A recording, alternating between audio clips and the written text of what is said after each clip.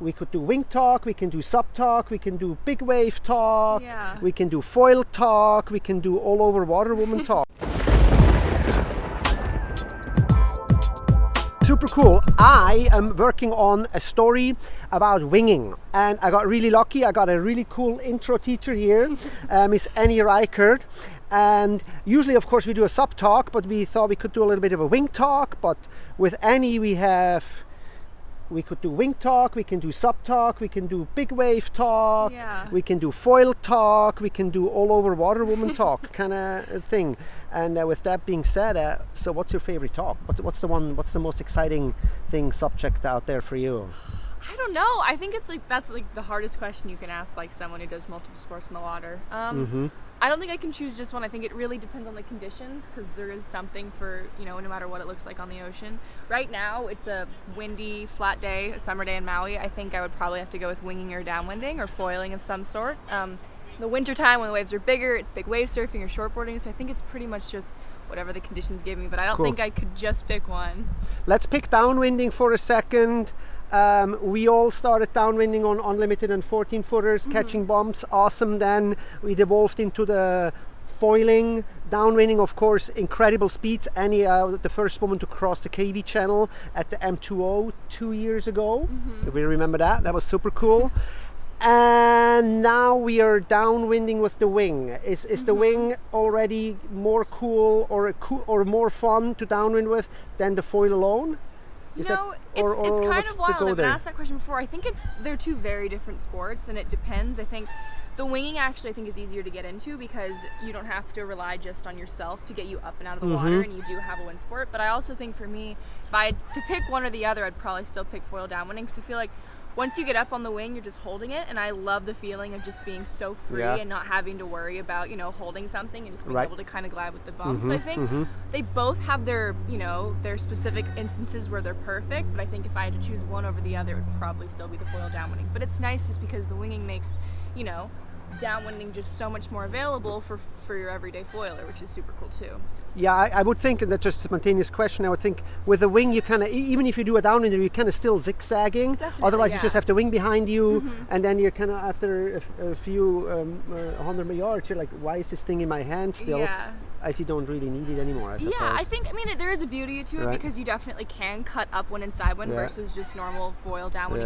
You don't have that option, but it is nice because you do have that. You're like, oh, if I want to go in here, you can just, you can cut back upwind, or if you're waiting for a friend, you don't have to sit and wait. You can literally go and catch them. So yeah, I think it's new and it's cool, and it's going to see how it's kind of going to adapt and change over, the next few months and the next summer. So it'll be really cool to see where it goes. Hands down, when have you done your last downwinder on an actual SUP? You know what? I actually did one 3 days ago. Nice, good for you. That's awesome. No, yay! I didn't do as many as I should have during the winter time, but summer, I feel like it's just, there aren't any contests, no events right now. We're home, so I've been fun. It's been fun kind of doing everything that I used to do.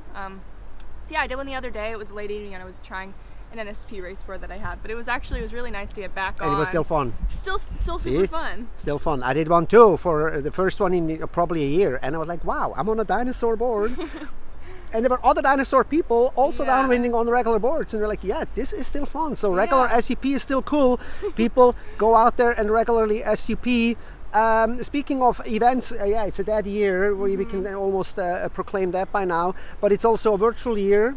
Yeah. Have you signed up for any of the virtual races coming up here this July? So I haven't signed up for any yet, but I'm really hoping love to do a couple. I'm planning on definitely doing Palimua, which is coming up. That's in 2 on weeks. The 17th. It's coming up pretty soon, which will be super exciting. I think that's gonna be fun. Anybody. I think there's gonna be a bunch of people from Japan doing it, and of course we'll get the Maui people out. I'm sure I'll see you on the water, and then I'm hoping, just because M2O is the race I was looking forward to all year, I was gonna get to foil it again, and I think I'll hopefully do the virtual race on that, just so I can get out there and you get to foil. Like, they like anything goes. Yeah. 16 miles, anything goes. I hear they have 1,200 people across the world already. Yeah, which is amazing. I think it's it's it's beautiful. Great get together from the community. All be on the water at the same time together. Yeah, very cool. And then last but not least, so now I got out of the water with this wing thing.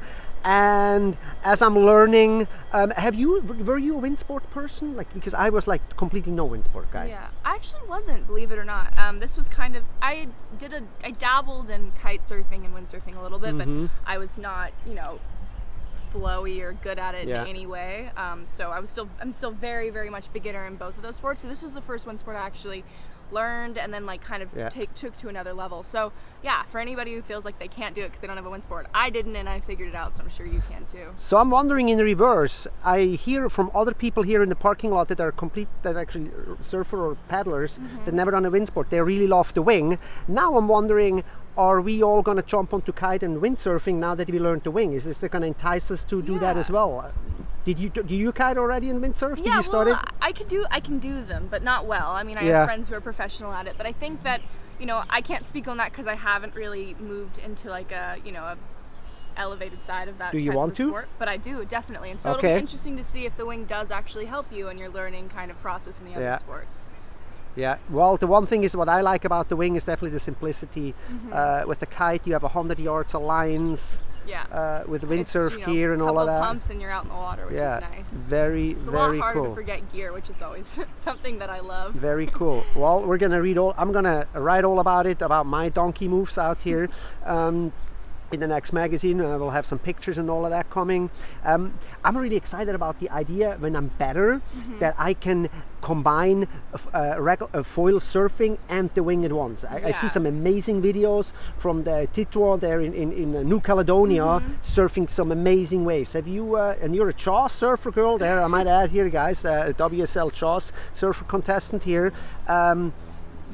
Any attempts for big wave surfing with this wing thing, foil?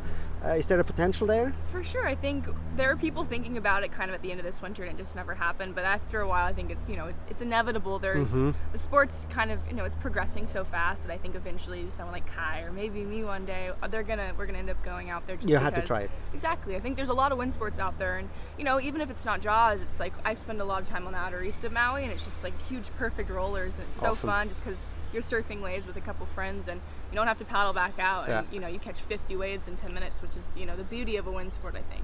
So much fun combining, and they all tie it together, and that's what I like, and that's why I got into this wing thing, because I feel like I have a SUP and I kind of can tie it together with surfing, and you add the foil, so there's so many combinations and variations, and that's kind of cool. And you can do it on a lake too. Traveling wise, I mean, hello, how cool. You travel with your 4-foot board that you prone foil with, you have a foil and that wing, and you pack everything into a sports bag. It doesn't get easier than that. So for traveling, it's also a really cool thing. So anyways, we can talk here for hours. Thank you so much, Annie, for being my teacher here for a few hours and giving me some pointers. And for me now, it's just the time to spend some hours on the water. Thank you so much. Aloha.